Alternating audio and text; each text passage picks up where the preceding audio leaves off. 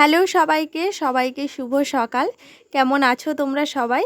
আশা করছি যে যেখান থেকে আমার ভিডিওটা দেখছো তোমরা সকলে খুব ভালো আছো আর সুস্থ আছো। আর আমি কিন্তু তোমাদের ভালোবাসায় অনেক অনেক অনেক ভালো আছি। মেদিনীপুর জেলার ছোট্ট একটি গ্রাম থেকে আমি মৌসুমি। আমার মৌসুমি ব্লগ চ্যানেলে তোমাদের সবাইকে অনেক স্বাগত আর অনেক ভালোবাসা জানিয়ে আজকে এখন থেকে একটি নতুন ভিডিও শুরু করলাম। আজকে হচ্ছে বুধবার আর এখন সময় হচ্ছে 6টা 30-35 এই রকম একটা হবে। তো ঘুম থেকে উঠে সংসারের টুকটাক কাজকর্ম ছাড়া কিন্তু কোনো কাজকর্ম হয়নি। সংসারে এমনিতেই টুকটাক কাজকর্ম, সকালের বাসি কাজকর্ম বলতে ওই তো কয়েকটা বাসন ধোয়া আর ঘরটা লিপে নেওয়া, আর কোনো কিছুই নয়। তো সকালবেলা উঠে সেই কাজটুকু শাশুড়ি মা আর আমি দুজনে ভাগাভাগি করে নিয়েছি। তারপরে জল এসেছিল, জলটা ধরে নিয়েছি। তারপরে জানো তো সোজা একদম রান্নাঘরে চলে এসেছি মেয়ের জন্য টিফিনটা তৈরি করব বলে। আজকে কিন্তু টিফিন তৈরি করার কোনো তাড়া ছিল না, মানে তেমন একটা তাড়া ছিল না, কারণ কি গতকাল রাতে হচ্ছে চাউমিনটা তৈরি করে রেখেছিলাম। সকালবেলা সেইটাকে ডিম দিয়ে ভালো করে ভেজে দেখো মেয়ের জন্য টিফিনটা তৈরি করে দিলাম। আজকে হচ্ছে মেয়ের ভূগোল পরীক্ষা রয়েছে। আজকে হয়ে গেলে আর কালকে হয়ে গেলে শুক্রবার দিন হয়ে গেলে মোটামুটি পরীক্ষা শেষ।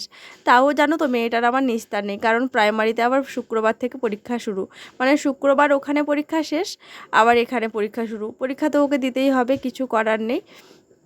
তো যাই হোক, মেয়ে এখন পুরোপুরিভাবে রেডি। আর এখন আমাদের এদিকে ভীষণ পরিমাণে ঠান্ডা পড়েছে, মানে শীতটা একদম জাঁকিয়ে পড়ে গেছে। তার উপর কয়েকদিন ধরে যা নিম্নচাপ শুরু হয়েছিল কি বলবো, মানে সব সময় মেঘ যেন অন্ধকার করে রেখেছিল, তারপরে ফোঁটা ফোঁটা করে বৃষ্টি হচ্ছিল। মোটামুটি সবারই খুব কম বেশি করে শরীর খারাপ করছিল। ওই জন্য মেয়ে দেখো সুন্দর করে আঁটি সাটি করে সোয়েটার টুপি সমস্ত কিছু লক্ষ্মী মেয়ের মতো পরে নিয়েছে, আর এখন সাইকেলটা নিয়ে বেরিয়ে যাচ্ছে। তাই ওকে বলে দিলাম দেখে শুনে রাস্তা পেরোতে আর ভালো করে পরীক্ষাটা দিতে। মেয়ে বেরিয়ে যাওয়ার পরপর কিন্তু স্নান সেরে নিয়েছি, মানে শাশুড়ি মায়ের স্নান করার পর আমি কিন্তু স্নান করে নিয়েছি। শীতকালে এই মনে হয় দুবার মতো হলো এত সকাল সকাল স্নান করেছি। আর এদিকে দেখো তোমাদের দাদা হচ্ছে পড়ে পড়ে ঘুমোচ্ছে। স্নান টান সেরে চুল টুল আঁচড়ে সোজা একদম রান্নাঘরে চলে এসেছি। এখন দেখো বেগুনটা পুড়ে নিচ্ছি। আসলে সকালবেলা আমরা সবাই কিন্তু এই বেগুন পোড়াটা দিয়ে ভাত খাবো, মানে পান্তা ভাত খাবো। শাশুড়ি মা আর আমি, তোমাদের দাদাভাই তো একদমই পান্তা ভাত খায় না। ওই জন্য আমি আর শাশুড়ি মা দুজনেই হচ্ছে পান্তা খাবো। গতকাল রাতে তো চাউমিন করেছিলাম, সবাই হচ্ছে চাউমিন খেয়ে ঘুমিয়ে পড়েছিল। দুপুরের যে অল্প একটুখানি ভাত বেড়েছিল সেটা আর কেউই খায়নি। তো সেই ভাতটা এখন আমি আর শাশুড়ি মা দুজনে মিলে খাবো। এই জন্য হচ্ছে বেগুনটাকে পোড়া করে নিচ্ছি। গতকালকে বাবা বাজার থেকে এত সুন্দর বেগুনগুলো নিয়ে এসছে। 4টে মতো বেগুন নিয়ে এসছে, মনে হয় 500-700 মতো হবে কি 1 কেজি মতো হবে, আমার ঠিক আন্দাজে বলতে পারছি না এখন। তো বেগুনগুলো ভালো দেখে মা বললো পুড়ে ফেলো, ভাত খেয়ে নেবো সবাই। তো বেগুনটা আমার সুন্দর করে পোড়া হয়ে গেছে। এখন এই যে বেগুনটা মাখাবো। আর ফ্রিজে জানো তো ভাজা মাছ রয়েছে, মাছ ভাজাটা মাখাবো আর হচ্ছে এই বেগুনটা মাখাবো। তোমাদের দাদাকে মুড়ি দেব আর আমি আর মা হচ্ছে ভাত খাবো। ও কিন্তু ঘুম থেকে উঠে পড়েছে, তোমরা তো দেখেছিলে ও ঘুমোচ্ছিল। ও ঘুম থেকে উঠে ব্রাশ করে চলে এসছে, এই জন্য দেরি করিনি। আর এখন তো বেশ ভালোই বেলা হয়ে গেছে, রোদও বেরিয়ে গেছে। আকাশটা কালকে অবধি অন্ধকার করেছিল, মেঘমেঘ করেছিল, তবে আজকে সকালে কিন্তু একদম পরিষ্কার আকাশ আর রোদটা কিন্তু ভীষণ ভালোই বেরিয়েছে। ওই জন্য আজকে রোদে বসে বসে মা আমি দুজনে মিলে পান্তা ভাত খাবো। গরম গরম বেগুন পোড়া দিয়ে পান্তা ভাত, মানে কি বলবো, বলছি যে এখন আমার জিভে জল চলে আসছে।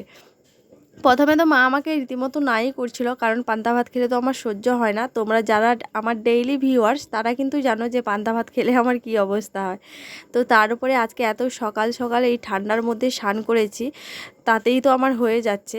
এই কারণে মা বলছে তোমাকে আজকে পান্তাটা খেতে হবে না, তুমি মুড়ি খেয়ে নাও। কিন্তু আমি তো শুনবো না, আমি একটু হলেও পান্তা ভাত খাবো, তারপরে দরকার হয় না হয় একটু মুড়ি খেয়ে নেবো, কিন্তু পান্তা আমি আজকে খাবো বলে দিয়েছি। ওই জন্য বেগুনটা ছাড়িয়ে নিয়ে সুন্দর করে দেখো এখন কেটে নিয়েছি। তারপরে দেখো লঙ্কা বার করেছি। আর আমি লঙ্কা মাখানোর এত চোর তোমাদেরকে কি বলবো, লঙ্কা মাখাতে না আমার ভীষণ ভয় লাগে। তার উপর এই যে সকালবেলা স্নান করেছি না, নাক থেকে জল পড়ছে, ওই হাত দিয়ে যদি আমি নাক থেকে জল মুছতে যাই, নাকের জল, তাহলে বুঝতে পারছো নাকটা জ্বলে পুরো শেষ হয়ে যাবে আমার। এই জন্য দেখো বটিতে করে আস্তে আস্তে করে এক হাত দিয়ে কোনো রকম করে লঙ্কাটা কেটে নিয়েছি। তারপরে দেখো এই যে কাঁচা সর্ষের তেল দিয়ে দিয়েছি। এবারে হচ্ছে বেগুনটাকে ভালো করে মাখিয়ে নেব। ওদিকে কিন্তু তোমাদের দাদা ঘুম থেকে উঠে ব্রাশ করে চলে এসছে আর খাওয়ার জন্য বসে রয়েছে। আজকে কিন্তু আমরা খাওয়াটা একটু তাড়াতাড়ি করেই খেয়ে নিচ্ছি। আসলে এমনিতে তো 10, সাড়ে 10টা 11টা বেজে যায় খেতে, তোমরা তো জানো। কিন্তু আজকে তাড়াতাড়ি খেয়ে নিচ্ছি এই কারণে, একটুখানি পান্তা ভাত খাবো বলে, এই জন্য তাড়াতাড়ি খেয়ে নিচ্ছি। পোড়া করে পান্তা ভাত খেয়ে একদম সোজা ছাদে চলে এসেছি রোদ পোয়াতে। আর আজকে সকাল সকাল স্নান করেছি বলে ভীষণ ঠান্ডা লাগছিল, তার উপর আবার পান্তা ভাত খেয়েছি, বুঝতে পারছো। ওই জন্য হচ্ছে রোদে এসেছি, বড় মাদের ছাদে এসেছি। এখানে খুব সুন্দর রোদ লাগছে, এখানটায় বসবো এখন 10টা অবধি, এখন 9:30 বাজে। 10টা অবধি বসবো, তারপর নিচে গিয়ে রান্না বান্না করব। সঙ্গে আমার বয়ফ্রেন্ডকে নিয়ে এসেছি, এই যে বয়ফ্রেন্ড।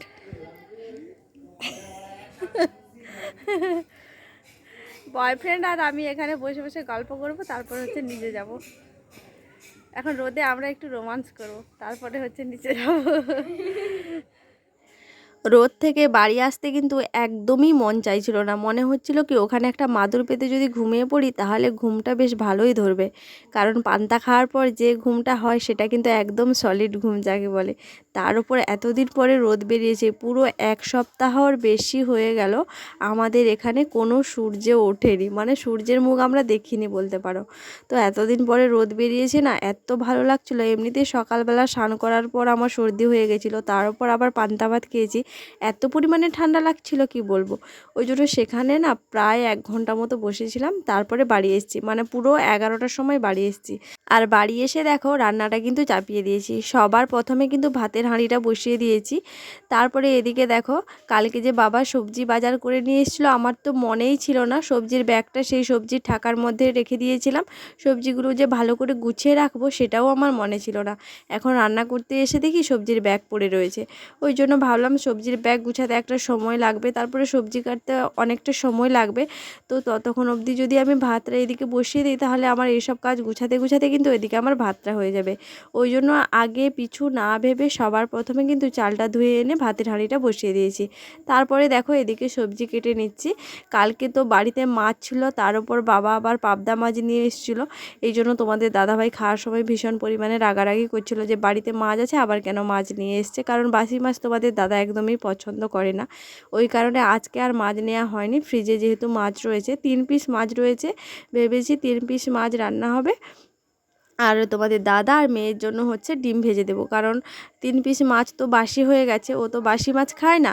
ওই জন্য ওদের জন্য ডিম ভাজা করব, আর আমরা 3জনে, আমি বাবা মা 3জনে ওই বাসি মাছটা খেয়ে নেব। ওই কারণে আজকে আর মাছ নেওয়া হয়নি। তো এখন হচ্ছে ফুলকপি আর আলু কাটছি, রান্না করব। আর একটুখানি উচ্ছে বেগুন আলু মানে মিক্সড করে কাটছি। ওই যে বাসি মাছটা ছিল ওটা একটুখানি তেতো করবো। আর কুমড়োটার কথা মনেই ছিল না, মা ওই দিক থেকে বলল যে বাবার জন্য আগে কুমড়ো ভাতে দেবে, নাহলে বাবা খাওয়ার সময় পুরো একদম বাড়ি মাথায় তুলবে।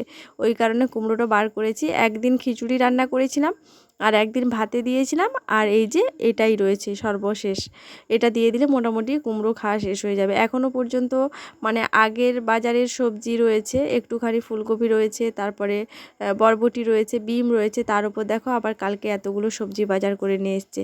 বাবা কালকে সবজি বাজারে নিয়ে এসছে, এই যে এত বড় বড় সুন্দর সুন্দর টাটকা বেগুনগুলো দেখতে পাচ্ছিলে, বেগুন নিয়ে এসছে, সিম নিয়ে এসছে, ফুলকপি, বাঁধাকপি, তারপরে কাঁচা লঙ্কা, লেবু, অনেক কিছুই নিয়ে এসছে। কি জানি কখন কোনটা কিভাবে রান্না করব বুঝতে পারছি না। তার উপর দেখো না বাড়ি এসে দেখি মা আবার শুশনি শাক নিয়ে এসছে। শুশনি শাক বাছাটা তো একটা সময় সাপেক্ষ ব্যাপার, অনেকটা হাতে সময় নিয়ে শাকটা বাছতে হয়। ওই কারণে সবার শেষে দেখো শাকটা নিয়ে বসেছি। শাকটা বাছা হয়ে গেলে ওদিকে কিন্তু একে একে সব তরকারিগুলো রান্না করে নেব। তো যাই হোক চলো শাকটা বেছে নিই, তারপর রান্নাবান্না শেষ করে আবার তোমাদের সঙ্গে দেখা হচ্ছে। রান্নাবান্না শেষ হয়ে গেছে, আর রান্নাবান্না শেষ হওয়ার পর জানো তো ঘরটা ভালো করে ঝাড় দিয়ে নিচ্ছি। রান্নাঘরটা একদম নোংরা হয়ে গেছিলো, আসলে যত সবজি কাটছিলাম, তারপরে পেঁয়াজের খোসা এটা ওটা পরে রান্নাঘরটা পুরো নোংরা হয়ে গেছিলো। এই জন্য রান্নাঘরটা ঝাড় দিয়ে দিলাম। সঙ্গে সঙ্গে যেখানটায় বসে ভাত খাবো সেখানটায় বসে তো শুশনি শাক বাছছিলাম, তো ওখানে শুশনি শাকের ডাঁটা এটা ওটা পড়ে রয়েছে, একদম ওখানটায়ও ভালো করে ঝাড় দিয়ে নিচ্ছি।